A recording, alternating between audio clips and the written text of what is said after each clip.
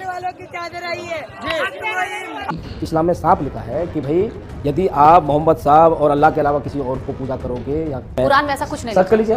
अस्सलामुअलैकुम वरहमतुल्लाहि वबरकातुहू। उम्मीद है तमामी दोस्त खैरियत से होंगे। अल्लाह पाक आप लोगों को सलामत रखे।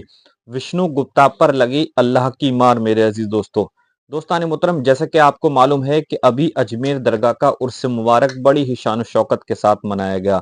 इसी मौके पर इसी को लेकर विष्णु गुप्ता ने हर चंद कोशिशें की कि अजमेर दरगाह पर चादर ना चढ़ाई जाए और प्राइम मिनिस्टर की तरफ से भी चादर ना भेजी जाए। लेकिन मेरे अजीज दोस्तों, उसने यहां तक की कोशिश करने की कोशिश की कि उसने मुकदमा तक उसमें कोर्ट के अंदर दाखिल कर दिया। लेकिन उसके बाद किस तरीके से उसके ऊपर अल्लाह की मार पड़ी है, गरीब नवाज की किस तरीके से उसके ऊपर फिटकार पड़ी है, वो पूरा वीडियो मैं भी आपको दिखाऊंगा कि एक इंटरव्यू के अंदर वो किस तरीके से रोता बिलखता नजर आ रहा है। आप पहले इसका ये पूरा इंटरव्यू देख लीजिए, उसके बाद मैं आपको पूरी हकीकत इसकी बताता हूँ। आप पहले ये वीडियो देख लीजिए। क्या फायदा इससे? ये जो विवाद है उस विवाद की शुरुआत मैंने नहीं की। विवाद की शुरुआत 800 साल पूर्व से हुई, जब ये महादेव का मंदिर तोड़ के, संकट मोचन महादेव मंदिर तोड़ के वहाँ पे अजमेर दरगाह बनाई गई ख्वाजा साहब की।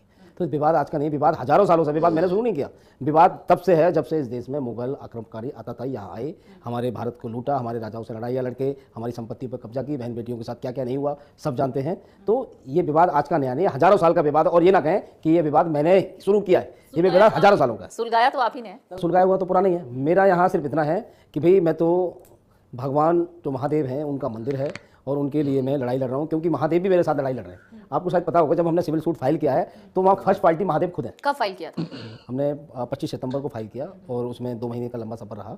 कभी कुछ कमियां थी, कभी कुछ थी। मानी जज साहब ने जो जो चीज़ें मांगी, जो साक्ष्य की याचिका एडमिट होने के लिए, स्वीकार होने के लिए जो साक्ष्यों की जरूरत थी, वो सारे साक्ष्य माननीय अदालत के समक्ष हमने रखे हैं। तो इसमें महादेव खुद अपने स्वयं पार्टी हैं, मैं सेकंड पार्टी हूँ। ये केस महादेव खुद लड़ रहे हैं, मैं तो बस नियमित मार्थ हूँ, उनके साथ सहयोगी हूँ, क्योंकि महादेव खुद नहीं आ सकते। तो इसलिए उन्होंने हमें भेजा है, हम उनके भक्त हैं। जैसे राम मंदिर के भी केस में देखोगे तो वहाँ रामलला विराजमान फर्स्ट पार्टी थे, उनके केस की तरफ से कोई दूसरे करेंगे। हमारे संविधान में भगवान को जीता जागता व्यक्ति माना गया है, क्योंकि हमारे कोई मंदिर होता है तो मंदिर में आप देखोगे जब मूर्ति स्थापना होती है तो मूर्ति की प्राण प्रतिष्ठा होती है अच्छे से, तो वहाँ जीवित मारे जाते हैं प्रभु। लेकिन प्रभु हर जगह मौजूद नहीं हो सकते, इसलिए उनके लिए उनके भक्त ही लड़ाई लड़ते हैं कि ख्वाजा जी का जन्म यहाँ तो नहीं हुआ, ख्वाजा जी का जन्म खाड़ी देशों में हुआ, यहाँ के कोई निवासी नहीं, वो वहाँ से आए। और यहाँ पे मोहम्मद गौरी ने यहाँ क्या क्या किया जग जाहिर है।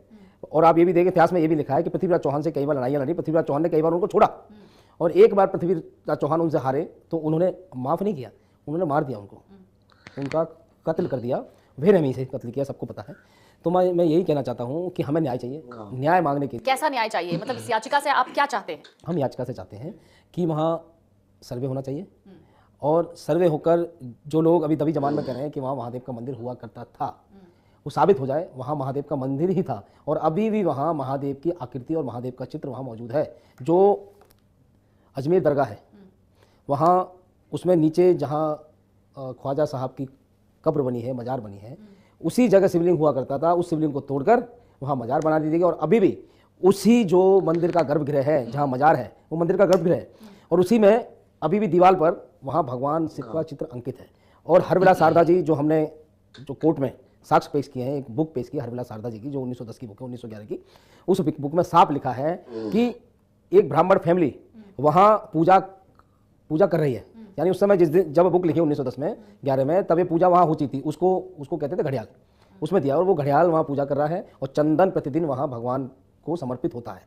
चंदन लगता है भगवान शंकर के, तो वो प्रतिदिन होता है। और वहाँ एक बुलंद दरवाज़ा है, वो साफ दर्शाता है कि वो हिंदू स्ट्रक्चर, हिंदू ही बिल्डिंग है जो दरवाज़ा की, उसमें हिंदू कलाकृति है, हिंदू चिन्ह है, क्योंकि हिंदू संस्कृति और वैदिक संस्कृति। तो आप चाहते हैं कि वो वहाँ पे मंदिर स्थापित हो जाए? आप ये चाहते हैं? हाँ, होगा, मंदिर स्थापित होगा। हाँ, लेकिन अजमेर शरीफ, अजमेर की जो दरगाह है उस पर तो हिंदू भी जाते हैं, सब लोग चादर चढ़ाते हैं। चादर सब लोग क्यों चढ़ाते हैं मैं आपको बता रहा हूँ। मैं ये बताना चाह रहा हूँ, जो 1910 में जो बुक है उसमें हरविलास शारदा जी ने, और पहले से ही बता रहे हैं कि वहाँ पूजा होती रही है, तो वहाँ लोग हिंदू जो जाते हैं महादेव की पूजा करने जाते थे, कि महादेव का चित्र अंकित है, वहाँ पूजा करने जाते थे। अभी मैं आपको बता रहा हूँ अभी क्या है, अभी भी बताता हूँ। तो ऊपर फिर धीरे धीरे क्या हुआ, पूर्वज जाते रहे और उनके जो वंशज वो भी जाते रहे कि भाई वहाँ जाना चाहिए। लेकिन जब वो दरगाह नीचे की बंद कर दिया गया तहखाना, तो भगवान शंकर का जो चित्र है वो भी बंद हो गया, तहखाना बंद हो, और वैसे ही आर्टिफिशियल मजार उन्होंने ऊपर बना दी। तो लोग मजार के चक्कर काट के आने लगे। और हमारे यहाँ क्या है, भारत में भेड़ चाल बहुत है। यदि कहीं कोई चल दे एक पीछे तो भेड़ चाल चल जाए। मैं फिर कहना चाहता हूँ, कोई हिंदू जा रहा है, मुसलमान जा रहा है, हमें कहीं किसी के पीछे नहीं जाना। मैं भेड़ चाल में शामिल नहीं होता, और कोई भीड़ सही और गलत का फैसला नहीं कर सकती कि सही नहीं, गलत। वो मैं मान गई, लेकिन मेरे कहने का मतलब है कि उस दरगाह पर हिंदू मुसलमान हर कोई जाता है, हर कोई अपनी श्रद्धा से वहां जाता है। हिंदू भी चादर वहां पर अपनी श्रद्धा से चढ़ाते हैं पीर बाबा को। अच्छा, हिंदू श्रद्धा से जाते हैं, मैं मान सकता हूँ, लोग जा रहे होंगे, लेकिन जब हिंदुओं को ये पता चलेगा कि ये भगवान शंकर का शिवलिंग है, तो श्रद्धा में कमी तो होगी सुनिए नहीं। मेरी बात, सुनिए मेरी, तो कोई जाएंगे, श्रद्धा से जाएंगे ना। श्रद्धा जब से पहले भी जा रहे थे भगवान ना। भगवान शिव का शिवलिंग दोबारा स्थापित हो जाएगा, उस समय भी जाएंगे। तो श्रद्धा में बदलाव तो नहीं होगा ना। हाँ, तो कोई ना बदलाव हो, श्रद्धा होती है। श्रद्धा, हमारी श्रद्धा में बदलाव नहीं है, लेकिन क्या जो मुसलमान अभी वहां जा रहे हैं, क्या शिवलिंग स्थापित होने के बाद वो जाएंगे? मुझे ये बात का जवाब दीजिए। हिंदू जा रहा है, हिंदू मजार पे भी जा रहा है, सब जगह जा रहा है, हम श्रद्धा रखते हैं, हमारी श्रद्धा में बिल्कुल बदलाव नहीं होगा। यदि वो शिव जी का मंदिर दोबारा स्थापित हो जाएगा, तो क्या मुसलमान जैसे अभी दरगाह जा रहा है वो जाएगा शिव जी की पूजा करने? मुझे जवाब दे दीजिए। हिंदू तो अभी भी जा रहा है, और हिंदू जब भी जाएगा, आपने बोला श्रद्धा में बदलाव नहीं होगा, हिंदुओं का तो नहीं होगा, हिंदुओं का नहीं होगा। क्या मुसलमान जब भी जाएंगे, आप किसी क्यों, कई मुसलमान मंदिर भी जाते हैं। नहीं, ये तो फिर ये जिनके पूर्वज, जिन्हें मालूम है कि हम हिंदू हैं, यहाँ कोई मुसलमान है ही नहीं। नहीं, मुसलमान भी जाते हैं मंदिर, ऐसा नहीं है नहीं जाते।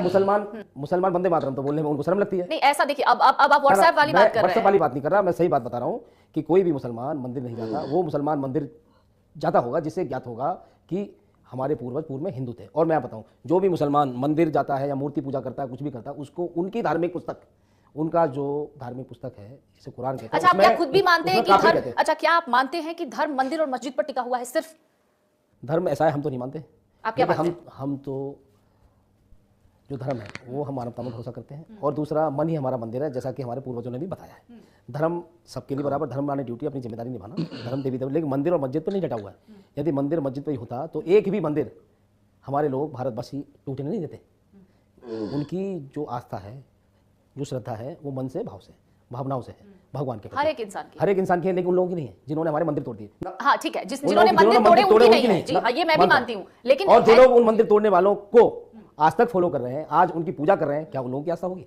ये आपने एक अलग वर्ग की बात कर दी। इसे आप रिलीजन में क्लासिफाई तो नहीं कर सकते हैं, इसे आप रिलीजन में डिफरेंशिएट तो नहीं कर सकते हैं। हर एक धर्म में कुछ लोग ऐसे होते हैं, मैं मानती हूँ। कुछ लोग नहीं होते।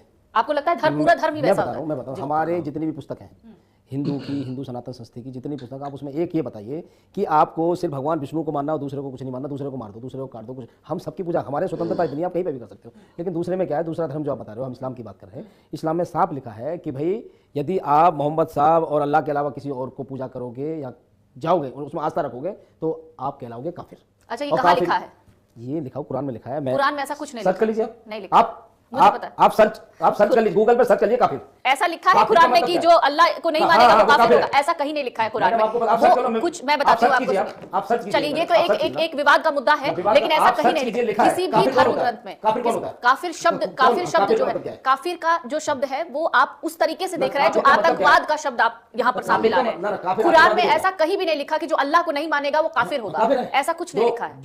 जो उनके देवताओं के अलावा किसी और को मानता नहीं है, नहीं, वो ऐसा कहीं वो कुरान में शैतान नहीं को लिखा है। मानता ऐसे आपको पता है? मुस्लिम धर्म में भी, इस धर्म में मैं भी सर्च कई कर लोग दिखाता ऐसा हूँ, मानते काफिर हैं, का लेकिन मतलब ये क्या गलत है। मैं दिखा देता हूँ। जी, आप दिखाइए मुझे। काफिर का मतलब आप भी सर्च करो। हाँ, मैं कर लूंगी, आप दिखाइए, आप कुरान है, जब देखोगे तो मालूम पड़ जाए, ढूंढने की कोशिश करता हूँ है या आप नहीं। मुझे भेजिएगा जरूर, मैं भी देखना हाँ, चाहती हूँ। ठीक है, आप अब एक सवाल मेरा है आपसे ये कि आपने ये मुद्दा उठाया, बहुत अच्छी बात है, आप अपने धर्म के लिए आगे बढ़ रहे हैं, मंदिर के लिए आप आवाज उठा रहे हैं कि हमारे साथ नाइंसाफी हुई है, बहुत अच्छी बात है। आप जैसे बहुत कम लोग इस तरह की बात सामने लाते हैं, लेकिन आपको धमकी भी कल दी गई है, उसके बारे में मैं जानना चाहती हूँ, क्या कहा गया आपको और किसने दी है धमकी?